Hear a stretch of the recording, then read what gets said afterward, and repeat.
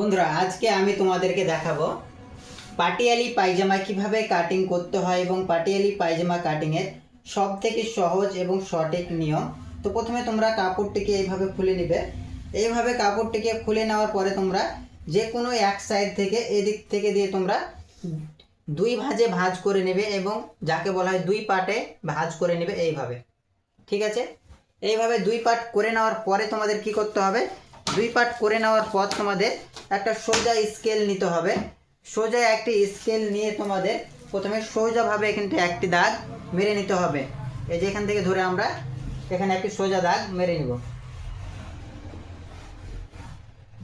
এখানে একটি সোজা দাগ মেরে নিয়েছি, এটা কাপড়টাকে স্ট্রেট করার জন্য। ঠিক আছে, এরপর থেকে কিন্তু আমাদের মাপটা শুরু হবে।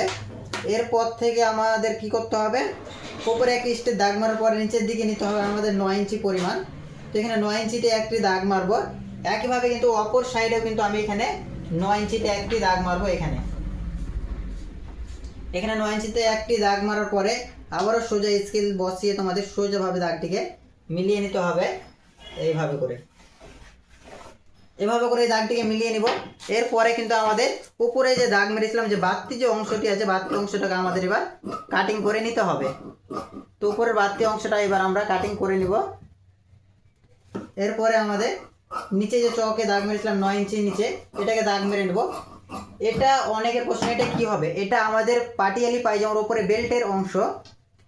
তো এটা তোমাদের চওড়া কতটা নিতে হবে, তো চওড়া যদি তোমাদের বডি 32 থেকে 36 পর্যন্ত যদি থাকে, তাহলে তোমরা কিন্তু 40 থেকে 42 ইঞ্চি করতে পারো। তো এটা কাপড়ে আমার আছে 40 ইঞ্চি, তো এটা আমি 40 ইঞ্চি রেখে দেবো এটা। এরপরে এটাকে সাইডে তুলে রাখতে হবে তোমাদের। এরপরে বাকি যে কাপড়টি আছে, সেই কাপড়টিকে তোমাদের আবারও দুই ভাঁজে ভাঁজ করে নিতে হবে। এই যে এই দিক থেকে ধরে আমাদের আবারও দুই ভাঁজে ভাঁজ করতে হবে এইভাবে। এইভাবে দুই ভাঁজে ভাঁজ করার পরে মিডিল থেকে আরেকটি ভাঁজ দিয়ে আমাদের 4 পার্ট করে নিতে হবে। এটা যেহেতু 3 পিসের পায়জামার পিসটি, তার জন্য কিন্তু কাপড় অনেকটাই কম আছে। কিন্তু তোমরা যারা পাটিয়ালি পায়জামা তৈরি করতে চাও, তারা অবশ্যই কিন্তু কমপক্ষে 2 মিটার কাপড় নেবে। আর 3 পিসগুলোতে কিন্তু অনেক কাপড় কম থাকে, তাই পায়জামার ঝুল শর্ট হয়ে যায়। তো এটা যেহেতু খুব বেশি ঝুল লাগবে না, আমার 37 ইঞ্চি ঝুল দিলেই হবে, তাই এটা এই কাপড়ের মধ্যে থেকেই হয়ে যাবে। তো তোমরা দেখতে পাচ্ছ ভাঁজটা আমি কিভাবে করেছি, 4 পার্টে ভাঁজ করেছি। 4 পার্ট বলতে তোমাদের বোঝায় 1 পার্ট, 2 পার্ট, 3 পার্ট, 4 পার্ট। আমার এই সাইডে খোলা অংশ, এই সাইডে খোলা অংশ, এই সাইডটা পুরোটা বন্ধ অংশ, এবং এই সাইডটা কিন্তু এক সাইড বন্ধ, এক সাইড খোলা। ঠিক আছে, এইভাবে তোমরা 4 পার্টে ভাঁজটি করে নেবে। এইভাবে এভাবে ভাঁজ দেওয়ার পরে তোমাদের কি করতে হবে, এরপরে তোমাদের ফিতাটা ধরতে হবে উপরের দিক থেকে। উপরের দিক থেকে ফিতাটা ধরতে হবে 7 ইঞ্চি বাদ দিয়ে। এই যে 7 ইঞ্চি বাদ দিতে হবে কিসের জন্য, আমাদের বেল্টের জন্য। বেল্ট আমরা কাটিং কিন্তু করেছিলাম, আমরা কত ইঞ্চি বেল্ট, 9 ইঞ্চি পরিমাণ। ওপরে ফিতার ঘরের জন্য পড়বে 1.5 ইঞ্চি, 1.5 ইঞ্চি, এবং নিচে জয়েন্ট পড়বে, জয়েন্টের জন্য কিন্তু আমাদের আবার হাফ ইঞ্চি চলে যাবে। তাই এখানে আমি বাদ দেবো এখানে 7 ইঞ্চি পরিমাণ। এরপরে এখান থেকে মাপটি শুরু হবে। 7 ইঞ্চি বাদ দিয়ে আমি এখান থেকে শুরু করলাম মাপটি। আমার ঝুল নেবে 37 ইঞ্চি, তো এখানে আমি 37 ইঞ্চিতে একটি দাগ মারলাম। এরপরে নিচে যেহেতু আমাদের কাপড় শর্ট আছে, তার জন্য এক্সট্রা জয়েন দিতে হবে। আর নিচে যদি তোমাদের কাপড় থাকে, এখান থেকে কিন্তু তোমরা আরও 2 ইঞ্চি এক্সট্রা নিয়ে নেবে। ঠিক আছে, এরপরে সোজাভাবে একটি দাগ মারবো। এরপর আমাদের এই সাইড থেকে নিতে হবে আবারও 7 ইঞ্চি পরিমাণ। এরপরে আমাদের এইখান থেকে এইখান পর্যন্ত আমাদের মাপতে হবে কতটা আছে। তো আমাদের এইখান থেকে এখান পর্যন্ত আছে 31 ইঞ্চি। তো 31 ইঞ্চি আছে, তার জন্য আমাদের কি করতে হবে, 31 ইঞ্চির অর্ধেক নিতে হবে। 31 ইঞ্চির অর্ধেক কতটা, 15.5 ইঞ্চি। তো তোমাদের যদি এখানে কারো যদি বেশি কাপড় থাকে, তাহলে বেশি নিবে।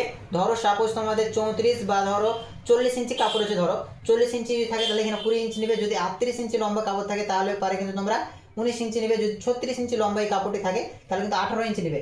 এইখান থেকে এইখান পর্যন্ত যা কাপড় থাকবে তোমাদের, তার অর্ধেক নেবে। ঠিক আছে, এরপরে ফিতাটা তুলে নিতে হবে। এই দাগ থেকে আমাদের এই দাগ পর্যন্ত মিলাতে হবে। এবার স্কেলটা এইভাবে কোনাকুনিভাবে বসাবো এইভাবে। এরপর এখান থেকে সোজাভাবে একটি দাগ মারবো। এরপর আমাদের কি করতে হবে, এরপরে আমাদের এখান থেকে নিতে হবে 8 ইঞ্চি মতো লম্বাভাবে। এখান থেকে কিন্তু আমাদের কল্লি বের হবে।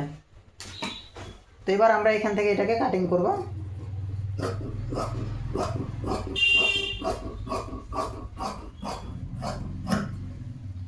নিচের এটাকে ভালো করে ফ্রেশ করে নেব নিচের দিকটা।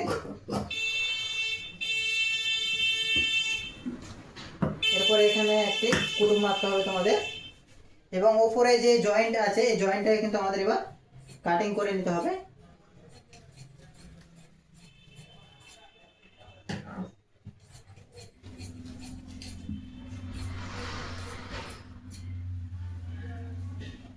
এরপরে আমাদের এইখান থেকে এটা লম্বাভাবে কাটিংটি করে নিতে হবে।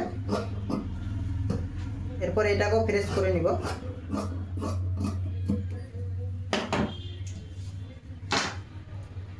তো আমাদের এই যে এক্সট্রা যেটা করলি হলো এটা আমাদের এখানে জয়েন দিতে হবে এইভাবে, এবং এখান থেকে আমাদের ছোট করলি বের করতে হবে।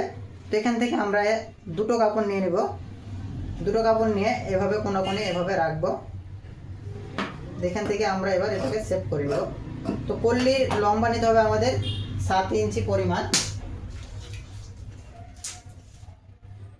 7 ইঞ্চি পরিমাণ কল্লির লম্বা নিতে হবে। এবং চওড়া তোমরা কতটা নেবে, চওড়া মিনিমাম তোমরা 6 ইঞ্চি মতো নেবে। এটা যেহেতু ছোটো ছিল কাপড় তার জন্য আমি কল্লিটা ছোটো দিয়েছি। তো যেহেতু চওড়া যদি তোমাদের কাপড় থাকে কিন্তু চওড়া প্রায় 6 ইঞ্চি মতো নিয়ে দেবে।